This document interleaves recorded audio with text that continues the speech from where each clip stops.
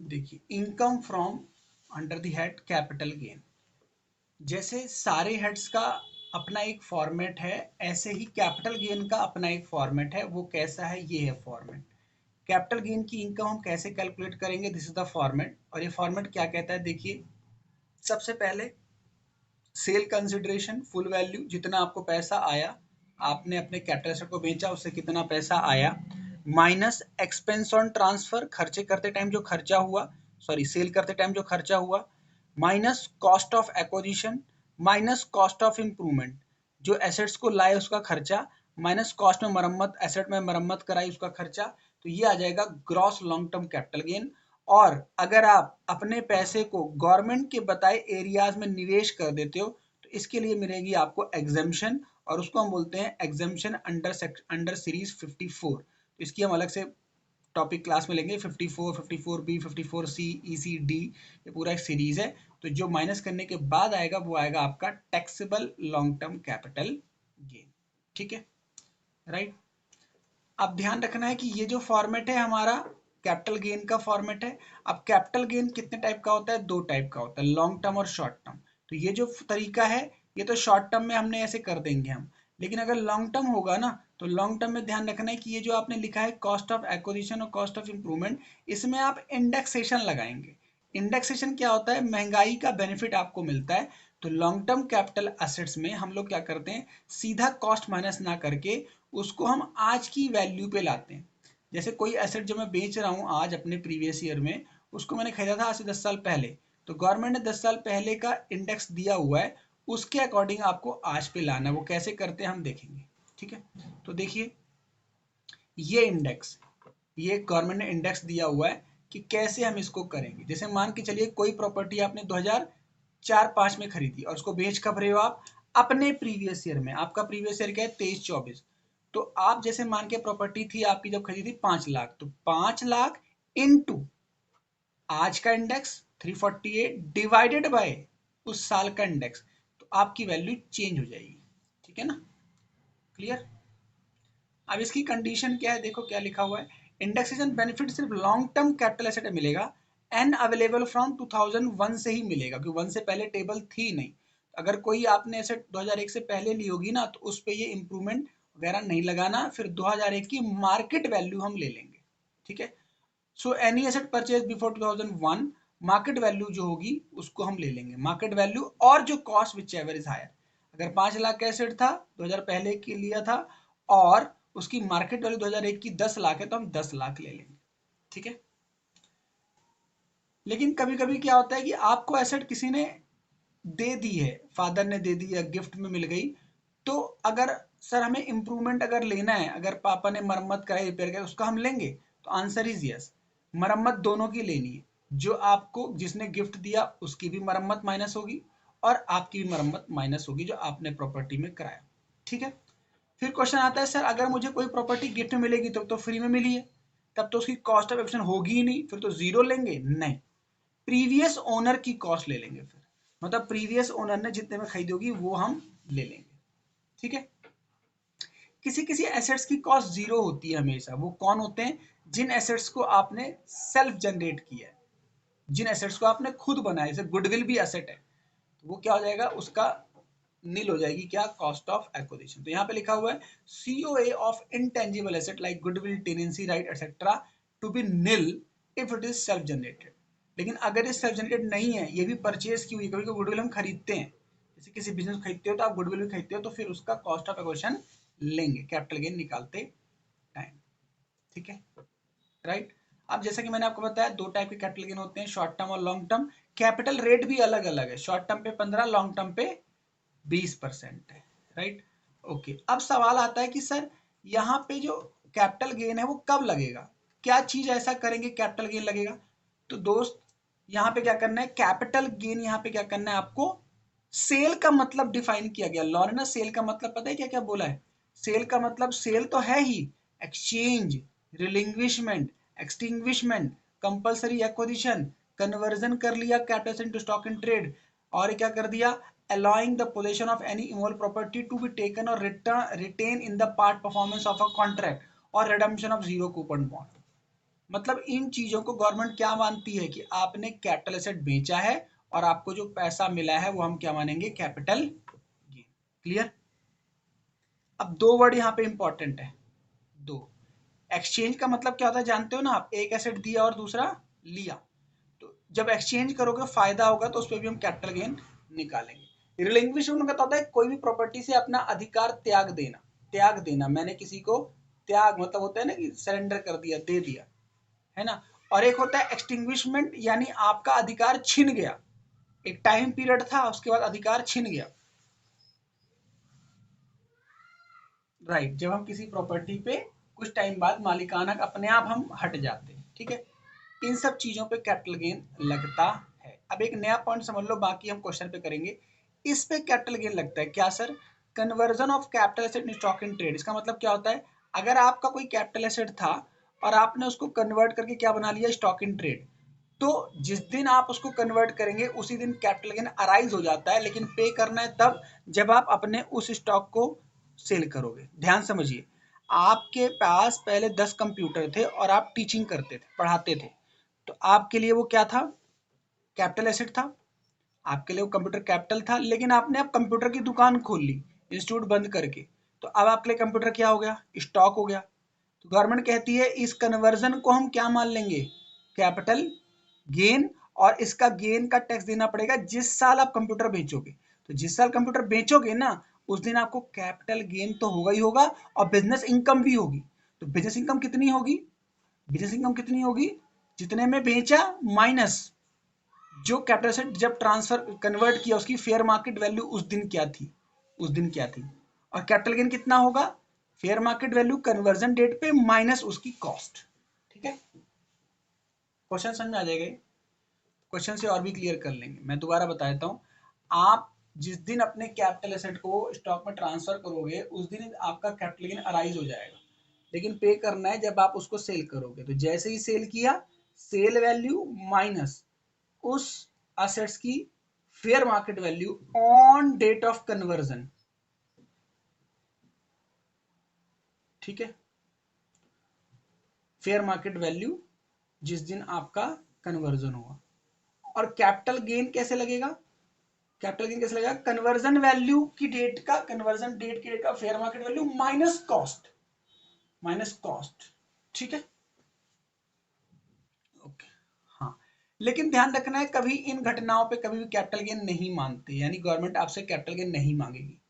Hindu undivided family में partition हुआ, आपको प्रॉपर्टी मिली, किसी ने आपको गिफ्ट दिया, होल्डिंग कंपनी सब्सिडी को कुछ भी दे रही है, transfer of capital asset by banking company in scheme of amalgamation, दो बैंक आपस में मिल जाते हैं तो उनको एसेट्स डबल हो जाते हैं, तो उसको हम कैपिटल गेन नहीं मानेंगे।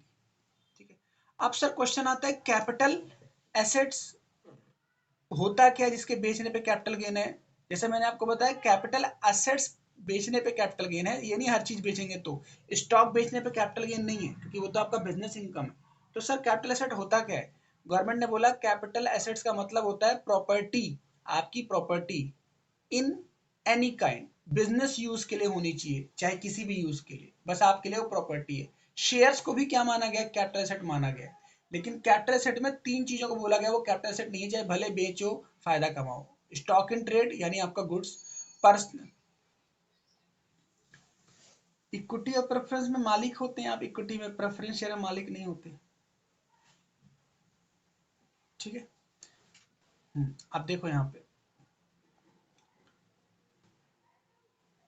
Stock in trade capital asset नहीं है। पर्सनल इफेक्ट, पर्सनल इफेक्ट मतलब जो आप अपने पर्सनल यूज करते हो, आपकी गाड़ी, आपका बंगला, आपकी जो भी प्रॉपर्टीज है, ज्वेलरी, ये सब। लेकिन ज्वेलरी को नीचे मना किया गया, देखिए आगे। एग्रीकल्चर लैंड, इंडिया वाली रूरल एरिया में जो एग्रीकल्चर लैंड है उस पर कैपिटल एसेट कैपिटल गेन नहीं लगता। लेकिन पर्सनल इफेक्ट तभी मानेंगे जब वो मूवेबल हो, पर्सनल यूज करते हो आप, चाहे सेल्फ और मेंबर ऑफ दी फैमिली के लिए हो। ठीक है ना। अब आगे देखिए, पर्सनल इफेक्ट किसे नहीं मानेंगे, ज्वेलरी को आप पर्सनल पहनते हैं तो पर्सनल इफेक्ट है, लेकिन ज्वेलरी को आपको बेचना नहीं है, बेचने पे कैपिटल गेन राइज होगा। कोई भी पुरानी चीजें, आर्कोलॉजिकल कलेक्शन, कोई भी ड्राइंग, पेंटिंग, कोई भी मूर्ति, स्कल्पचर, कोई भी वर्क ऑफ आर्ट, और अगर सोने के बर्तन है ना, सिल्वर की ईंट, और सिल्वर के कॉइन, इनको आप बेचे ना, बेचेंगे तो कैपिटल गेन आपको देना पड़ेगा। ठीक है, क्लियर? तो वो तो मैंने कहा ना, इनकम टैक्स का प्रोविजन लगेगा कब? जब आपके घर में कभी रेड होगी, कभी आपके असेसमेंट ईयर होगी, कभी आपके नोटिस आएगा, स्क्रूटनी आएगा, वरना तो लोग कैपिटल गेन का टैक्स भरते हैं ना। ईमानदारी से हम तो खुद ही भर रहे हैं आईटीआर, नहीं भरेंगे तो कभी हमारे पास स्क्रूटनी होगा, चेकिंग होगी। ठीक है, अब यहाँ पे ध्यान से देखिए, ये सेकंड और सेकंड टू 6, ये सेकंड मतलब ये सारी चीजें, पेंटिंग, ड्राइंग, कलेक्शन, अगर आपने क्या किया, सेल किया किसने, किसी गवर्नमेंट ने, यूनिवर्सिटी ने, नेशनल म्यूजियम ने, नेशनल आर्ट गैलरी, जहां ये चीजें होती ही हैं, तो इनके लिए ये कैपिटल एसेट नहीं है, कैपिटल गेन नहीं लगेगा। ठीक है, अब ध्यान समझिए, ये मोस्ट इंपॉर्टेंट है, ये ध्यान से देखिए। अब कैपिटल गेन के लिए पीरियड बनाया गया है, कितने सालों तक शॉर्ट टर्म, कितने सालों के बाद लॉन्ग टर्म। ठीक है, तो ध्यान से देखिए, पहले पार्ट में हम देखते शॉर्ट टर्म, लॉन्ग टर्म। अगर जिसको आप बेच रहे हो वो अनलिस्टेड शेयर्स हैं, लैंड एंड बिल्डिंग है, या बोथ, तो 24 महीने के अंदर बेचा तो शॉर्ट टर्म, 24 महीने के बाद बेचा लॉन्ग टर्म। अगर लिस्टेड शेयर है, इक्विटी ओरिएंटेड फंड है, जीरो कूपन बॉन्ड है, तो 12 महीने, 12 महीने के अंदर बेचा तो शॉर्ट टर्म, 12 महीने के बाद बेचा तो लॉन्ग टर्म। इसके अलावा कोई और एसेट आप बेचते हो, कोई भी इसके अलावा दुनिया की कोई भी कैपिटल एसेट, तो 36 महीने का टाइम, 36 महीने के अंदर शॉर्ट टर्म, 36 महीने के बाद लॉन्ग टर्म। क्लियर? राइट? हमारे लिए असेसमेंट ईयर क्या है? 2022-23 नहीं है, हमारे लिए असेसमेंट ईयर है 24-25, क्योंकि हमारा प्रीवियस ईयर होगा हमारा 23-24 और असेसमेंट ईयर होगा 24-25। तो एक बार कंप्यूटेशन ऑफ टोटल इनकम का फॉर्मेट देखते हैं। पहले आपसे पूछा जाएगा, अगर आप मेरे असेसी हैं तो मैं आपसे पूछूंगा आपकी पांचों हेड से इनकम कितनी है। ठीक है, आप मुझे बताओगे, मैं उनको जोड़ के फिर आपसे पूछूंगा आपने कहाँ कहाँ निवेश किया है, या आपने कहाँ कहाँ खर्चे किए, जिसमें आपको क्या मिल सकता है, डिडक्शन अंडर चैप्टर 6A। ठीक है, फिर माइनस करने के बाद टोटल इनकम आएगी। अब ध्यान से सुनो, यहाँ पे टोटल इनकम में अगर आपका कोई कैपिटल गेन है तो गवर्नमेंट कहती है कि इसके दो टुकड़े करो, मतलब नॉर्मल इनकम पे, है ना, नॉर्मल इनकम पे स्लैब लगाओ, और जिनमें फ्लैट सिस्टम है, जैसे कैपिटल गेन में फ्लैट है या लॉटरी वगैरह विनिंग पे तो फ्लैट है, तो मैं क्या करूंगा, जो आपको मिनिमम एग्जामिशन लिमिट दूंगा 2.5 लाख वाली, वो किस पे दूंगा, नॉर्मल इनकम पे दूंगा, कैपिटल गेन पे नहीं दूंगा। लेकिन पता चला आपकी सारी इनकम ही कैपिटल गेन है, फिर आपको क्या करूंगा, सारा माफ कर दूंगा 2.5 लाख। मतलब 2.5 लाख माफ तो करना है, लेकिन उसकी पहली प्रेफरेंस क्या होगी माइनस करने की, नॉर्मल इनकम। ठीक है, तो 2.5 लाख माइनस करने के बाद जो इनकम आएगी उस पे स्लैब रेट, और कैपिटल गेन पे हमेशा मैं क्या लगाऊंगा, फ्लैट रेट 15% या 20%। दोनों को मैं जोड़ दूंगा, स्लैब वाला और टैक्स वाला। फिर आपको मैं दूंगा रिबेट 87A की, फिर एजुकेशन सेस लगाऊंगा, ये this is not 3 this is 4, फिर वो लगाऊंगा, और फिर लास्ट में आ जाएगा टोटल टैक्स पेबल। क्लियर? एक काम करते हैं, इसका एक क्वेश्चन कर लेते हैं, बेटर हो जाएगा यहीं पे, है ना। यहाँ पे मैं एक हाइपोथेटिकल फिगर ले रहा हूँ कि एक हमारे पास एक क्लाइंट है, उसकी किस तरीके से हम आईटीआर फाइल कर रहे हैं, और वो मुझे डिटेल अपनी बता रहा है। देखिए, वो कहता है सर मेरी सैलरी इनकम है, वो कहता है मेरी सैलरी इनकम है सर कितनी, पूरे साल की बात होती है, याद रखना आप, ठीक है ना। जब भी इनकम टैक्स की बात होगी तो always for full year, per annum की बात होगी। ठीक है, तो पर एनम उसकी सैलरी, उसने मुझे बताया कि सर मेरी पूरे साल भर की इनकम सैलरी से 4,50,000 है। मैंने कहा ठीक है। उसने कहा कि सर मेरी हाउस प्रॉपर्टी से भी इनकम है, मुझे कुछ क्या मिलता है, रेंटल इनकम भी है। तो पूरे साल की उसने मुझे बता दिया, सर पूरे साल का मुझे रेंटल इनकम 65,000 रुपये मिलता है। मैंने कहा ठीक है। फिर मैंने कहा कोई कैपिटल गेन है, उसने कहा हाँ सर मैंने एक असेट बेचा था, उस पर कैपिटल गेन हुआ था, है ना। मैं मान के चलता हूँ उसने जो भी कैपिटल एसेट बेचा उस पे लॉन्ग टर्म कैपिटल गेन हुआ उसको। ठीक है, उसने खुद बता दिया कि सर मैंने लॉन्ग टर्म कैपिटल गेन, मैंने एक लैंड बेची थी जो 10-15 साल मैंने रख के बेची, उस पर मुझे मुनाफा हुआ, और उस कैपिटल गेन की वैल्यू मुझे दी हुई है 56,000। ठीक है, ये डेटा उसने मुझे दिया। फिर वो मुझे कहता है कि सर मैंने कुछ पैसा LIC में निवेश कर रखा है, जिसकी वैल्यू कितनी है, 76,000 मेरी LIC जाती है सर, और मुझे इंटरेस्ट मिलता है कहाँ से, बैंक से इंटरेस्ट मिलता है सर, कितना मिलता है, 9800। सर मुझे ITR भरना पड़ेगा क्या, क्या मेरा टैक्स बनेगा क्या, वो मुझसे पूछ रहा है, करें इसकी कंप्यूटेशन। ठीक है, सबसे पहले हम लोग जोड़ देते हैं। पहले आप बताओ जीटीआई कितना आएगा, ग्रॉस टोटल इनकम। पांचों हेड को जोड़ के बता दो आप। पांचों हेड से जोड़ोगे, देखो सैलरी जोड़ना है, हाउस प्रॉपर्टी जोड़ना है, कैपिटल गेन जोड़ना है, और ये इंटरेस्ट ऑन बैंक जोड़ना है क्योंकि ये अदर सोर्स है। ठीक है, तो जोड़ो आप। सबसे पहले 4,50,000, फिर प्लस 65,000, प्लस 56,000, प्लस 9,800। क्लियर है? इन सबको मैंने जो फॉर्मूला लगा लेते हैं। देखिए 450 plus 65,000 plus 56,000 plus 9,800, this is total 580,800। ये आपका ग्रॉस टोटल। फिर हम उससे दिलाएंगे, उसको हम डिडक्शन हम दिलाएंगे। यहाँ पे 80C उसको मिलेगी। मैं पढ़ाऊंगा आपको किस सेक्शन में कौन सी मिलती है। तो 80C की जो माफी होती है वो किसके अंदर आती है, LIC 80C, और इसकी मैक्सिमम लिमिट होती है पूरे 80C की 1.5 लाख, यानी 56,000 आपको पूरा मिल जाएगा। बस ध्यान रखना है 1.5 लाख से ऊपर नहीं देंगे। फिर एक डिडक्शन, क्योंकि आपको यहाँ क्या है, इंटरेस्ट ऑन सेविंग बैंक, तो 80TTA होता है, आपको मैक्सिमम 10,000 तक मिल जाता है। क्योंकि आपको 9,800 ही मिला है तो ये पूरा माइनस हो जाएगा। तो अब आपकी टोटल इनकम कैसे बनेगी, टोटल इनकम बनेगी ये gross total income minus this and minus your interest on bank. ठीक है, ये आया आपका टोटल इनकम। क्लियर है? बोलिए। ठीक है, अब यहाँ पे आपको दिमाग लगाना है। इस टोटल इनकम के आपको दो बाइफरकेशन करने हैं। कैसे दो बाइफरकेशन करने? नॉर्मल इनकम को अलग करो, कैपिटल गेन को अलग करो। ठीक है, तो पहले आप बताओ आपका कैपिटल गेन कितना है, 56 है। ठीक है, तो 56 को तो आप अलग कर दो, उस पे तो क्या है, फ्लैट रेट। बोलो।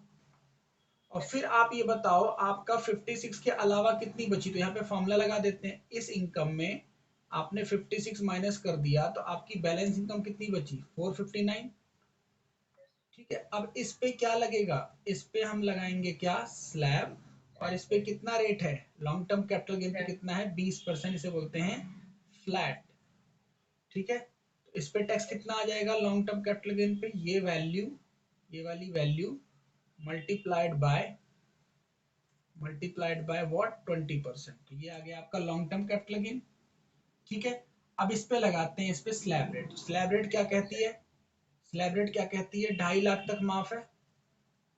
उसके बाद 2.5 से 5, 2.5 से 5, और ये 2.5 से 5 के बीच ही है, उसके ऊपर तो नहीं गया ना। 2.5 से 5 के बीच ही है, और 2.5 से 5 के बीच में कितना है, 459। तो यहाँ पे ध्यान से देखिए फॉर्मूला क्या लगा रहा हूँ। यहाँ पे फॉर्मूला हम लगाएंगे 2.5 से ऊपर 5 के अंदर, तो ये है 5 के अंदर वाली वैल्यू, माइनस 2.5 लाख इसमें से माफ कर दो। बैलेंस इनकम पे अपने आप टैक्स आ जाएगा, ब्रैकेट क्लोज कीजिए और इसको मल्टीप्लाई कीजिए। कितना रेट है 2.5 से 5 का, इंटू 0.05 या 5%। ठीक है, इंटू 0.05, ये आ गया आपका स्लैब रेट। ठीक है, अब दोनों को जोड़ दीजिए, स्लैब और फ्लैट। तो ये देना है प्लस आपको ये देना है, एंटर। ये आपका क्या आ गया, टैक्स अमाउंट आ गया, टोटल टैक्स। ठीक है, बोलिए। अब आप रिबेट की बात कीजिए। रिबेट, रिबेट 87 क्या कहती है, अगर टोटल इनकम 5 लाख से कम है, ये देखिए, अगर टोटल इनकम 5 लाख से कम है, तो ये तो 5 लाख से कम है ही नहीं, तो रिबेट नहीं मिलेगी। अगर 5 लाख से कम होता तो रिबेट मिलती, और कितनी मिलती, कितनी मिलती, जो टैक्स आया है ये, और 12,500 which ever is less.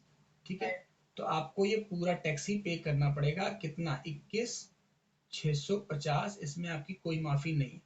Plus इसमें क्या जुड़ेगा, और एजुकेशन सेस जुड़ेगा। कितना जुड़ेगा education cess, this multiplied by 0.04, ये कैपिटल गेन, और सॉरी ये एजुकेशन सेस। इन दोनों को जोड़ दो आप, 4%। एजुकेशन सेस 4 है, वो 3 मिस्टेकली लिखा हुआ है। अब हमारा एजुकेशन सेस जो है वो 4% है। क्योंकि पहले एजुकेशन सेस होता था, अब एजुकेशन एंड हेल्थ सेस उसका नाम हो गया। तो 2 सेस मिल गए हैं, इसलिए उसका परसेंटेज 4% है। क्लियर? देखिए शेयर्स का ट्रीटमेंट पे ना एक इंपॉर्टेंट नोट देखते हैं। सबसे पहले तो मैं आपको बता देता हूँ, अगर आप शेयर्स की सेल और परचेज करना चाहते हैं ना, तो आपको डीमैट अकाउंट ओपन करना पड़ता है। अगर आप लिस्टेड शेयर्स को बेचते हैं, यानी जो रिकॉग्नाइज्ड स्टॉक एक्सचेंज में है, तो आपको डीमैट अकाउंट ओपन करना पड़ता है। और डीमैट अकाउंट से थ्रू अगर आप सेल परचेज करते हो तो उस पर आपका एसटीटी पे होता है, सिक्योरिटी ट्रांजेक्शन टैक्स। लेकिन अगर आपने किसी अनलिस्टेड शेयर को खरीदा और उनको सेल परचेज किया, अब क्योंकि वो अनलिस्टेड है तो उस पर एसटीटी पे नहीं होता। ठीक है, तो अभी इतना समझो आप, अगर आपने कोई अनलिस्टेड सेल परचेज किया और उस पे आपका जो गेन और लॉस होगा उस पे कैपिटल गेन जैसे हमने पढ़ा है वैसे लगेगा। ठीक है, लॉन्ग टर्म या शॉर्ट टर्म। लेकिन अगर आपने लिस्टेड शेयर को खरीदा बेचा, तो क्योंकि उस पे एसटीटी पे हो गया तो इस पे कैपिटल गेन नहीं होता। इसको क्या नहीं बोलते हम, कैपिटल गेन नहीं होता। तो इससे जो भी इनकम आएगी ना, ये इनकम एग्जेम्प्ट होती है एज पर सेक्शन 1038, क्योंकि फिर डबल टैक्सेशन हो जाएगा। एक तो आपने एसटीटी पे ही कर ही दिया और फिर इनकम टैक्स, इसलिए इसको हमने क्या किया है, एग्जेम्प्ट इनकम की कैटेगरी में डाला है। क्लियर? देखिए अब डेप्रीसिएशन का क्या इशू है, ध्यान से समझिए। डेप्रीसिएशन हमारा एक नॉन मॉनेटरी एक्सपेंस होता है, हमारी जेब से कोई पैसा तो नहीं गया, लेकिन ये हमारा टैक्स डिडक्टिबल एक्सपेंस होता है। मतलब इससे हमें टैक्स की सेविंग्स होती है, क्योंकि डेप्शन से हमारा प्रॉफिट कम आएगा और प्रॉफिट कम आएगा तो हमें को इनकम टैक्स कम देना पड़ेगा। तो इसीलिए डेप्रीसिएशन में जो है, एक डेप्शन तो आप अकाउंट तरीके से लर्न करते हैं, और एक हमारा इनकम टैक्स का ना, जब हम पीजीबीपी पढ़ेंगे तो वहां पे देखेंगे इनकम टैक्स के जो रेट्स हैं डेप्रीसिएशन के लिए वो प्रिस्क्राइब है। कितना लगाना है वो आपको प्रिस्क्राइब है, उतना मिनिमम रेट है, आप मैक्सिमम लगा सकते हैं। अकाउंट्स में आप कोई भी रेट चूज कर सकते हैं, बस आपको अपनी अकाउंटिंग पॉलिसी बतानी होती है कि हम ये रेट लगा रहे हैं क्योंकि हमारी कंपनी में ये प्रोसेस होता है, इस रेट से डेप्शन होता है।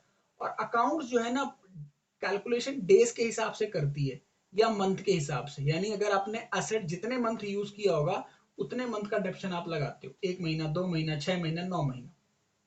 ठीक है, लेकिन टैक्स में क्या है, अकाउंटिंग से अलग है ये। क्यों अलग है? क्योंकि अकाउंटिंग का प्रॉफिट अलग और बुक प्रॉफिट अलग होता है as per income tax. Income tax हमेशा बुक प्रॉफिट जाता है, मैंने आपको बताया था मैट और एएमटी। ठीक है, मिनिमम ऑल्टरनेटिव टैक्स के बेस पे कंपनी पे करती है टैक्स, और ऑल्टरनेटिव मिनिमम टैक्स के बेस पे पार्टनरशिप फर्म पे करती है। तो डेप्रिसिएशन टैक्स के हिसाब से कैसे आता है, जो भी आपकी एसेट्स की वैल्यू है उस पर रेट आपको कौन सा लेना है, इनकम टैक्स वाला, और सीधा आपको या तो फुल रेट लेना है या रेट का हाफ।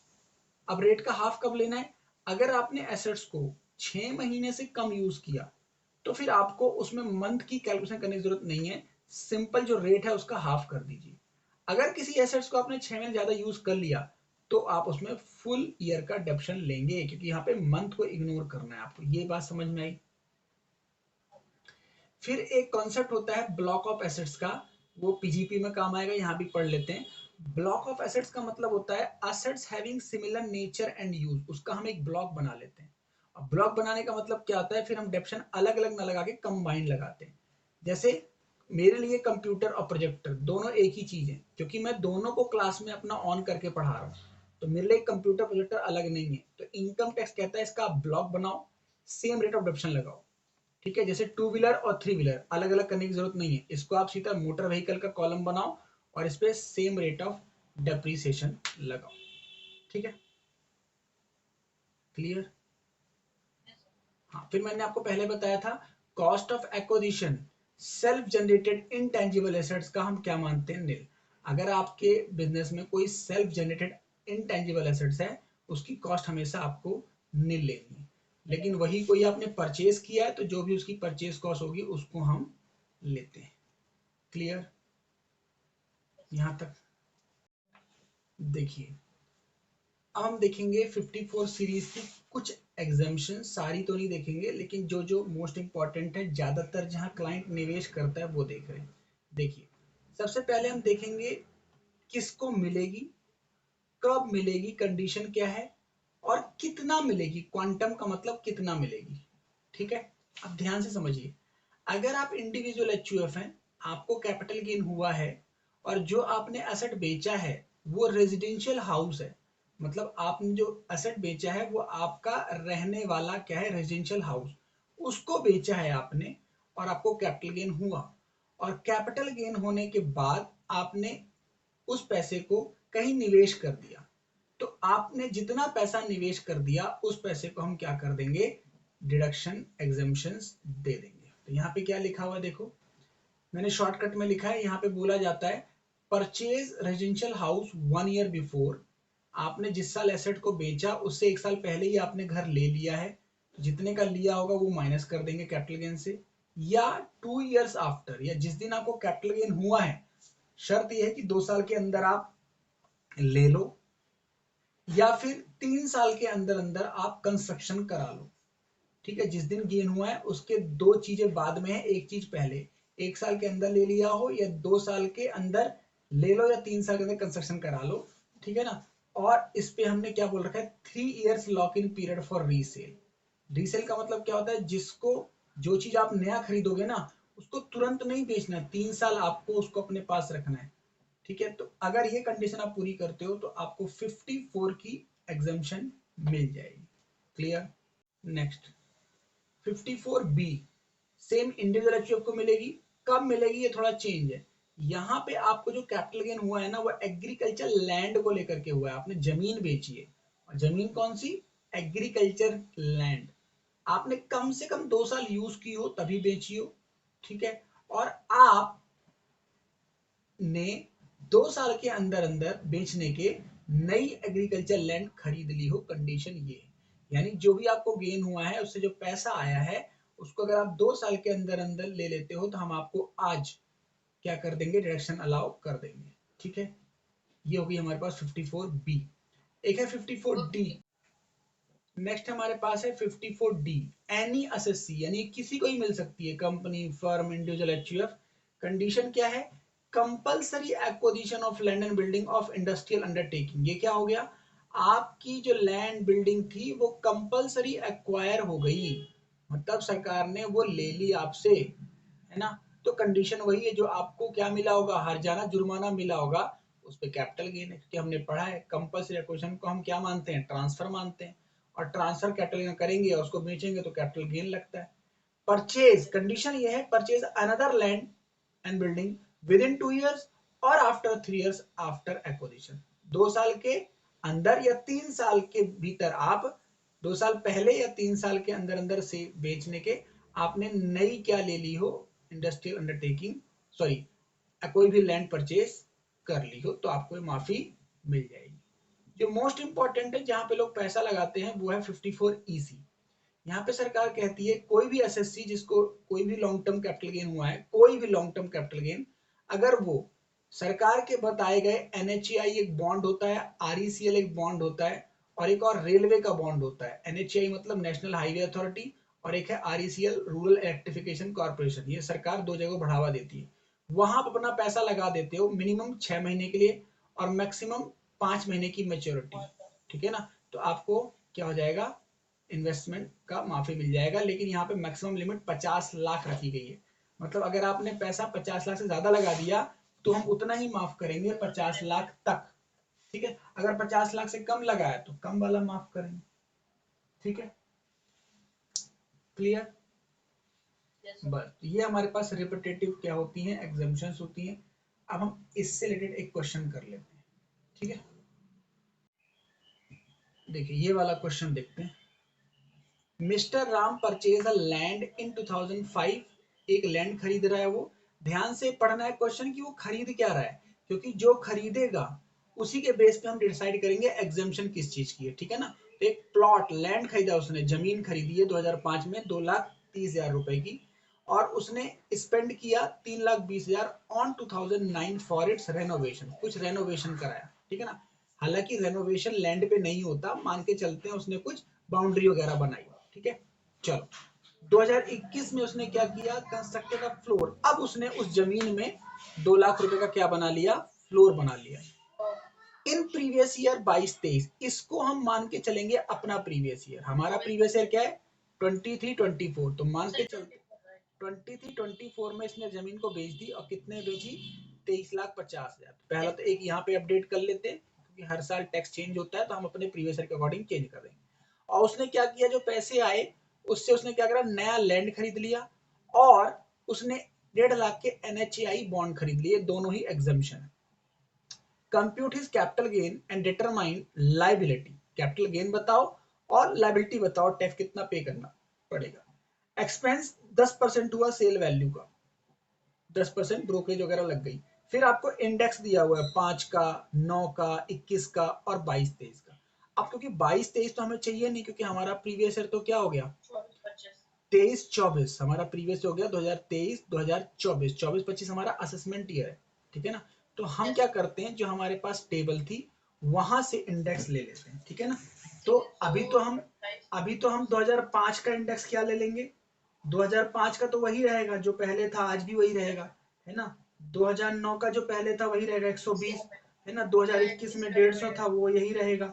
बस हमें क्या करना है, हम इस क्वेश्चन को चेंज कर रहे हैं 23-24, उस इंडेक्स को हम अपने क्वेश्चन से देख लेते हैं, ठीक है ना, कि हमारे पास उस ईयर का इंडेक्स क्या होगा। देखिए ये हम सबसे पहले जो मैंने आपको पढ़ाया था इंडेक्स का बेनिफिट, ये वाला। तो 23-24 में इंडेक्स क्या रहेगा, 348, ठीक है। एक तो ये चेंज है, और दूसरी बात ये दिमाग में क्लिक करते हैं कि जो उसने इन्वेस्टमेंट करी है वो किस सेक्शन की है और क्या उसको मिलेगी या नहीं मिलेगी।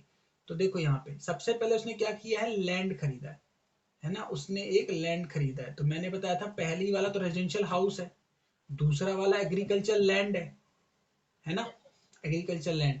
तो हालांकि जो लैंड है वो क्लियर नहीं है कौन सी वाली लैंड है, ठीक है। तो मैं मान के चलता हूँ, हाँ मैं मान के चलता हूँ उसने क्या किया है, एग्रीकल्चर लैंड ही परचेज की होगी, ठीक है।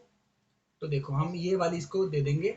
और उसने खरीदा भी क्या था, उसने नया चीज क्या खरीदा था, एक तो लैंड खरीद ली थी और एक NHAI। तो NHAI कहाँ पे आता था, ये NHAI, तो इसको दे देंगे ये वाली माफी, ठीक है। Clear, right. चलिए करें क्वेश्चन। सबसे पहले हमारे पास क्या है, सेल कंसिडरेशन। क्वेश्चन में सेल कितने का किया था उसने, सेल किया था 23,50,000, ठीक है। ये वैल्यू मैंने अपने डेटाबेस से देख लिया।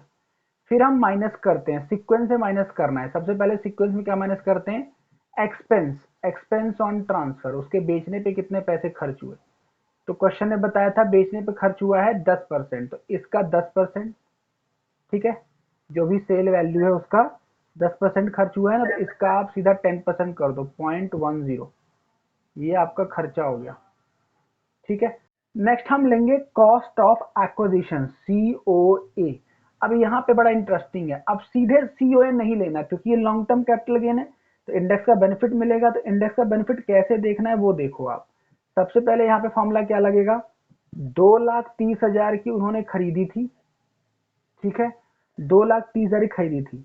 जब खरीदी थी 2005 था, आज क्या चल रहा है 2023-24, 2023-24 में सेल किया है। तो हम क्या करेंगे, मल्टीप्लाई करेंगे, मल्टीप्लाई करेंगे आज के इंडेक्स से। आज के इंडेक्स की वैल्यू हमने देखी थी 348, और 3 साल पहले का इंडेक्स मतलब जब उसने खरीदा तब का इंडेक्स कितना था 2005 का 110। ये मैंने क्वेश्चन से देखा है, जो मैंने आपको पहले ही बताया, ठीक है। तो 230 ना लेके अब जो वैल्यू आएगी वो कहलाएगी कॉस्ट ऑफ एक्विजिशन, ठीक है, ये वैल्यू आई। क्लियर, चलिए मैं इसको राउंड ऑफ कर देता हूँ, दशमलव हटा देता हूँ। फिर इसने दो इंप्रूवमेंट कराई है, कॉस्ट ऑफ इंप्रूवमेंट 1 और कॉस्ट ऑफ इंप्रूवमेंट 2। तो पहले मैं 1 की बात करता हूँ। 1 उसने कब कराई है कॉस्ट ऑफ इंप्रूवमेंट, उसने कराई है 3,20,000 रुपए की। तो सेम इसमें भी यही करेंगे, इंडेक्सेशन का बेनिफिट देंगे इनटू, इसने कब, हम तो सारी वैल्यू कब लाएंगे 2023-24 पे लाएंगे, यानी सबको मल्टीप्लाई 348 से ही करना है, ठीक है। और डिवाइड करेंगे जिस साल उसने इंप्रूवमेंट कराई, जिस साल कराई वो ईयर था 2009, उसका था इंडेक्स वैल्यू 120। समझ में आ रहा है, चलो ये आ गया सेकेंड इंप्रूवमेंट। क्लियर है, कोई दिक्कत। हमने अभी तक क्या क्या कर लिया बताओ, कॉस्ट ऑफ एक्विजिशन ले लिया, इंप्रूवमेंट दोनों ले ली, ठीक है ना, सेल वैल्यू ले लिया, ठीक है, और एक्सपेंस भी ले लिया। तो यहां तक हम माइनस करते हैं तो ये हमारा आ जाएगा क्या, gross long term capital gain. Gross, तो ग्रॉस कैसे करेंगे, ये वाली वैल्यू माइनस ये सारे खर्चे, माइनस ये और माइनस ये आपका आ गया gross long term capital gain. Clear? कह रहे हैं आगे, ये हमारा क्या हो गया, ग्रॉस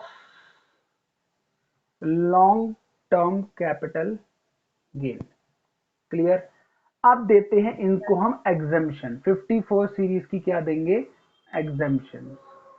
तो एग्जेम्पशन इनको क्या क्या है, पहले तो मैंने बताया इन्होंने एक नया क्या ले लिया था, लैंड ले लिया था, ठीक है ना। तो 10 लाख का तो वो माइनस कर देंगे, ठीक है। यहाँ पे लिख देते हैं सीधा, यहाँ पे हमारे पास जो जो इन्होंने इन्वेस्टमेंट करी है वहां पे कर देते हैं। पहला इन्होंने निवेश किया 10 लाख रुपए का, और दूसरा उन्होंने एनएचआई का बॉन्ड ले लिया था, ठीक है। इसकी माफी मिल जाएगी, कितना उन्होंने एनएचआई का लिया था, 1.5 लाख। क्लियर? चलो ये हो गया। अब ये दोनों माइनस कर देंगे हम। तो जब मैं माइनस करता हूं तो मैं देखता हूं वैल्यू तो नेगेटिव में आ जाएगी, है ना। देख रहे हो आप, ये माइनस ये माइनस ये जब करूंगा देखो वैल्यू तो माइनस में आ गई। इसका मतलब क्या हुआ, इनको गेन नहीं हुआ, इसे क्या बोलेंगे हम, long term capital loss. Tax नहीं लगेगा, प्लस ये जो लॉस है अगले साल कैरी फॉरवर्ड हो जाएगा, और अगले साल अगर कोई कैपिटल गेन हुआ तो उससे सेट ऑफ हो जाएगा, ठीक है। ये हम सेट ऑफ कैरी फॉरवर्ड में पढ़ेंगे कि कौन सा लॉस किससे सेट ऑफ कैरी फॉरवर्ड कितने सालों तक होता है। तो इस साल इनको टैक्स तो नहीं देना, बाई चांस है पॉजिटिव होता तो इस पे इनको 20% का टैक्स पे करना पड़ता। क्लियर?